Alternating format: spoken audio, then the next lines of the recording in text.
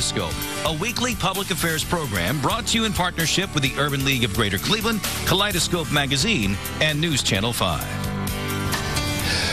Hello, everyone, and welcome to the broadcast today. The Cleveland Clinic Stephanie Tubbs Jones Health Center and the Cleveland Clinic Health and Education Center at Langston Hughes offer a wide range of health care services. We'll hear from Jacqueline Adams, who is the Community Outreach Coordinator for the Cleveland Clinic Stephanie Tubbs Jones Health Center, and Michelle Berkeley Brown, a certified nurse practitioner with the Cleveland Clinic Health and Education Center at Langston Hughes.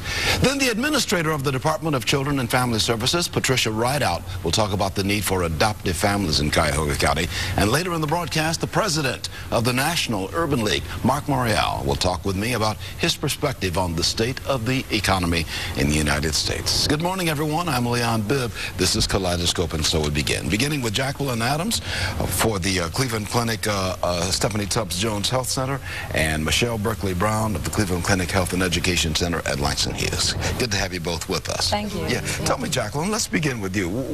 The Cleveland Clinic recently opened the Stephanie Tubbs Jones Center in East Cleveland. Tell us about this facility and what it does. Well, the Cleveland Clinic Stephanie Tubbs Jones Health Center primarily is a center that focuses on diabetes. That was our niche at the former hospital, and we've continued that outreach at the center. Also hypertension, kidney failure, mental health, quite a few specialties at the center. Women's and children's care, as well as primary preventive care. What's new at the center that's privy at the new Stephanie Tubbs Health Center is the Navigation Center. And the Navigation Center, the primary focus of this is trying to delineate barriers that patients may encounter as they come into the center. And that could be from social aspects or non-social aspects. Also, we do provide free transportation to within a 5-mile radius from the health center, as well as shuttle services to the other hospitals, such as Hillcrest, South Point, Euclid, and the main campus. Things are working out very well for you. They're working out. Let's bring Michelle then. Michelle Berkeley Brown is with the Cleveland Clinic Health and Education Center at Langston Hughes. Tell us about your facility. You're located at East 79th and Quincy. East 79th and Quincy, and we are there to really empower individuals in the community to take better care of themselves. We have health and wellness programs that address the community health needs and really focusing on those individuals who have chronic illnesses and also preventing a lot of the illnesses. Some of our key programs are an exercise program twice a week that's free to the community, and really bringing exercise programs, nutrition programs, and helping individuals learn how to really take care of themselves and developing health practices that promote health and well-being in the community. So a lot of emphasis is on preventative things. Let's fix some of these health problems before they get to be problems. Absolutely. That's what you're trying to do there. Absolutely, because we know that if we can help people be active, quit smoking, and learn how to eat healthier, that we can prevent a lot of illnesses and a lot of chronic diseases in our community. Jacqueline Adams, that's pretty much the same emphasis at the Stephanie Tubbs Jones facility, located right there in East Cleveland. In East Cleveland, and we deal with so many of the similar barriers, as Michelle stated. Prevention is huge, and if we can really reach out to the community and encourage them to begin to look at their overall health care in terms of what they're putting in their system and how they're maintaining and their lifestyle, this can ward off so many medical conditions. You had mentioned diabetes a few minutes ago. Yes. That's running rampant through America, isn't it? Running rampant. The numbers are huge, and especially in the African-American community. And that's one reason why we have always focused on diabetes. We have the Diabetes Center, which is a referral program from your physician. There's a course that you take with our diabetes nurse educators team, and they specifically work with the patient to try and work with them so that they will be able to maintain a lifestyle even though they are diabetic. Yeah. Michelle, you deal with the similar kinds of things. You mentioned diabetes over at your facility, the Langston Hughes facility. Absolutely. We provide screenings for diabetes and hypertension, as well as STDs, including HIV. So we're really helping to identify early identification and then connecting those individuals to places like the Stephanie Tubbs Jones. Are we making a dent in health care, getting people acclimated to going to the doctor, even beginning there? Yes, we are. We are definitely doing that because I think it's important that they understand the importance of routine doctor visits. So preventive care or well care versus sick care, because for so many years we have focused on medicine as a treatment for illness, a treatment for injuries, and what happens, what do you do when you get ill? But we're trying to change the way of thinking into well care. So what do you do to keep from being unhealthy? So exercise, eat healthy, quit smoking, learn about your medications, learn about your disease, learn how to communicate with your doctors, and that's what we're empowering the community to do. We got about a minute remaining. Things are going well. Your facility is a brand new facility. It's a brand new facility. Once Huron Hospital closed down at the foot of the hill there, right at the corner of Holyoke, if memory serves me correct, Holyoke and Euclid Avenue in East Cleveland is the new Stephanie Tubbs Well, no, Belmore and Euclid. Belmore and Euclid. The hospital was on Terrace, and we're off of Belmore and Euclid Avenue. And things are going well. They're going very well, and we have many preventive service programs as well. I just want to mention our free mammogram Mondays program, in which women can come in and receive a free mammogram, as well as our Day for You program, where they can receive a free pap and pelvic through our county partnership with the BCC Breast and Cervical Cancer Program through the county, and a mammogram at the clinic as well. So we're doing a number of preventive service programs too. Michelle, you leave us with a final thought on why this is so vital and so important. This is so important because we do not have to die prematurely from things like diabetes and high blood pressure. And if you take charge of your health, you can live a longer, healthier life, and that's why it's important. And that's the name of that song. We're trying to live as long as we can, as well as we can.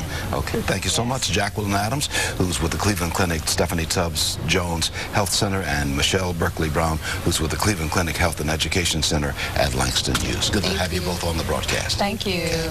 I'm going to take a break. I'll be right back in just a moment. We're going to take a few words out, and we're going to talk with Patricia Wrightout, Administrator for the Department of Children and Family Services, after this. Welcome back to more of Kaleidoscope. Good to have you with us today. There is always a group of children in Cuyahoga County waiting to be adopted. Administrator for the Department of Children and Family Services, Pat Wrightout, is here to talk more about the need for adoptive parents, and she'll talk about the requirements for potential parents. Good to have you with us, Pat Wrightout. Thank you. Yeah, Administrator for Department of Children and Family Services. Things are going well there? Yes, they are. Thanks. Good for you. Good for you. How many children are out there currently waiting for a family in Cuyahoga County? Today we have 608 children who are legally free for adoption and waiting to find that family. And they want to get connected with a good family, right? Absolutely. So what do you tell people? What do you tell potential adoptive families? Well, we tell them that we believe so strongly in the need for children to grow up in a family setting, that kids really need families, and they need permanent, legally secure families, not just now, in the time before they turn 18, but for life. And I think with Thanksgiving coming, this is a time for us to think about that families are with us throughout our lives and not only in our childhood. What about the demographics? Can you speak to the demographics of what we're talking about? Sure. Our children who are available for adoption range from very young to 18 years of age, and about half of them are 12 and up. And I think that's a population we don't often think about. But our older kids need families as well as our little ones. About 2/3 of our children in this county who are waiting to be adopted are African American. And I think that's a good profile, yeah. What's it take to be an adoptive parent? What kind of person are you looking for? We are looking for loving adults who really want to make a permanent home for a child. They can be of almost any age. They needn't be married. They can be couples or singles. We just really need people 18 and over who are willing to provide a family for a child. You've seen success stories with all of these over the years. Yes. You've been in this business a long time. You've seen what is it that happens when a child who's looking for an adoptive home gets adopted by that individual or by that family?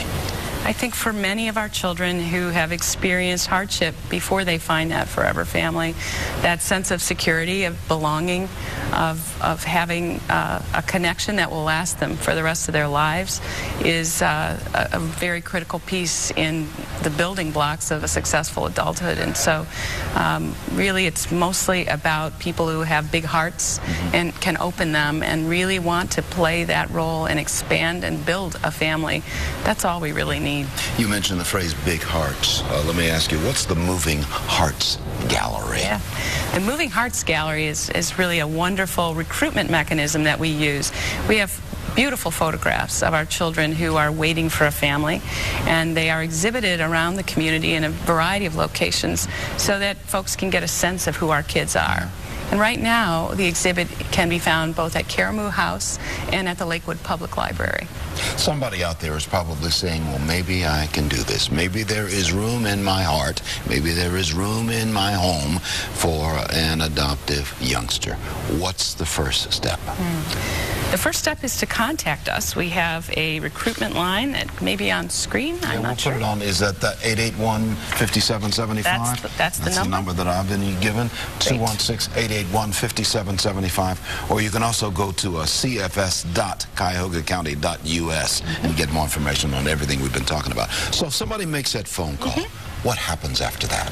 So there will be a process. There's pre-service training to begin, which is an opportunity for people interested in adoption to learn more about what it's like to take in a child and what some of the attachment and bonding issues might be like, as well as to learn more about our process.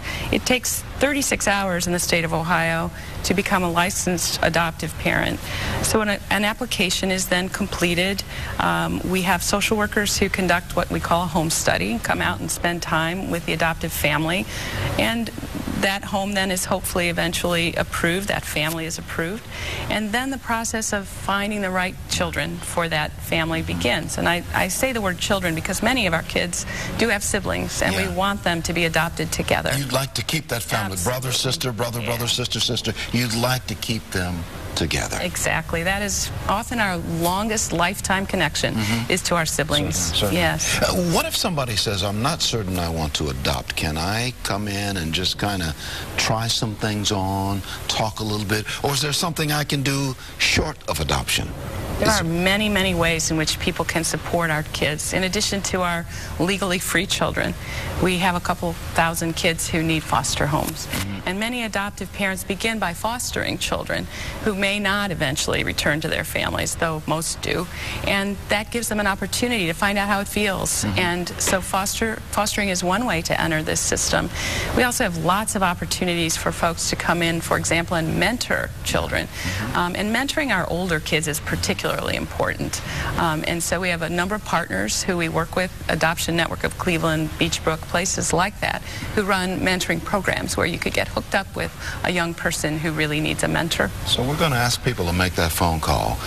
Pat Wrightout says, call us. Give us a call at 216-881-5775, or you can go to cfs.cuyahoga-county.us and you can get more information on everything we've been talking about.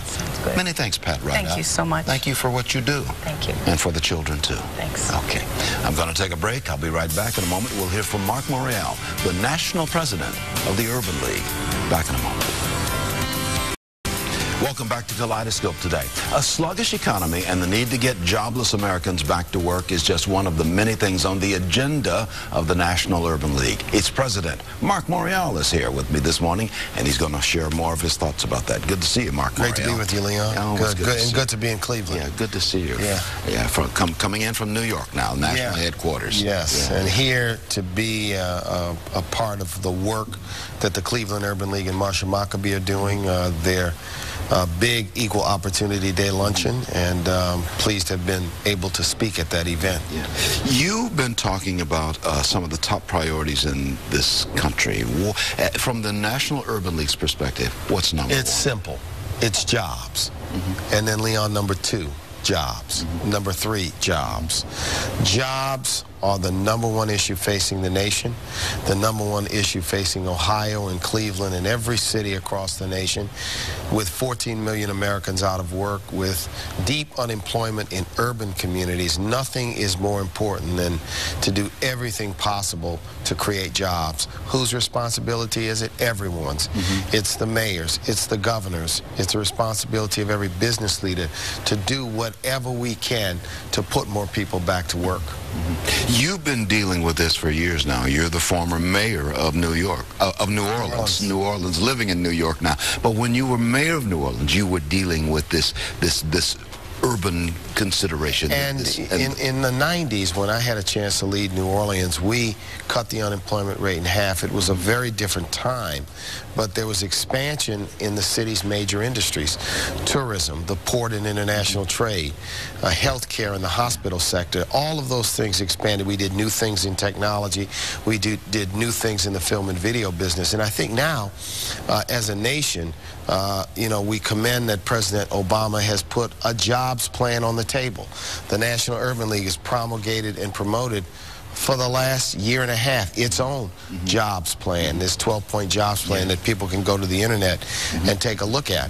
Here in Ohio, I'm pleased to be working with Senators Turner and Kearney, 2 members of the Ohio State Senate, who put together the Forward Ohio Plan, which is a plan to create jobs, a piece of legislation now pending in the Ohio legislature. So we're supporting all of those efforts, and it is about investing in people to give them the skills and the training that they need, creating capital for small businesses and opportunities for small businesses, and it's also about building infrastructure in a way that puts people back to work. As you talk about your 12-point plan, back to work, by the way, it's called Back to Work, and people can, I'm certain, can get this if they yes, IamEmpowered.com or NUL.org. Those are 2 websites. You can get a copy of this. But as you talk about this, are you optimistic? Do you see hope on the horizon? I am optimistic. The economy is slowly beginning to grow, but the growth in the economy is now being offset by layoffs in city governments, state governments, school districts,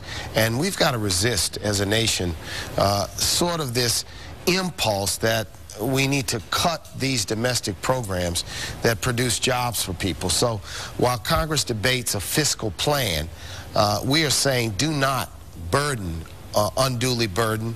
Do not force the most vulnerable Americans to pay the biggest costs for the nation to have a fiscal plan. So I am optimistic, but I do not think that across the nation we have enough of a sense of urgency, enough of a sense that something needs to get done now.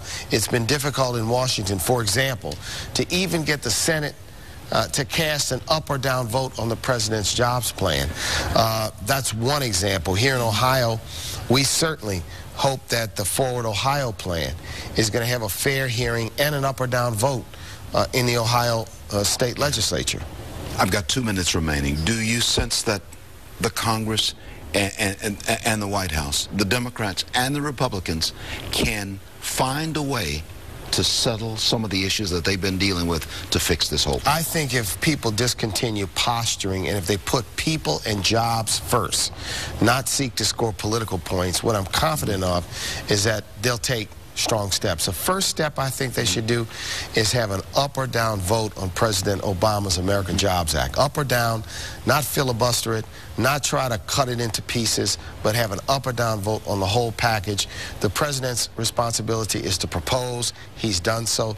The Congress's responsibility is to dispose or vote up or down on it. You've met with the president, certainly at the White House, over the last 18 months, strongly encouraged him to put a jobs plan together. He did. We shared our recommendations with him.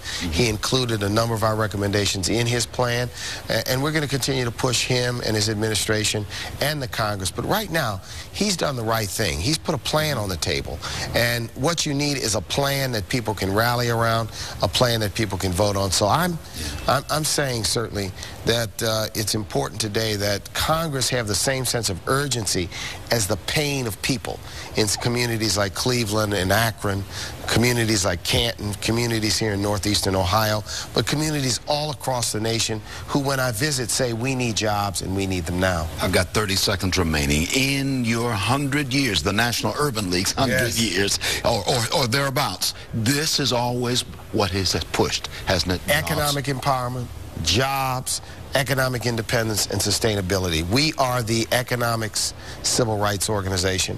We're about economic empowerment.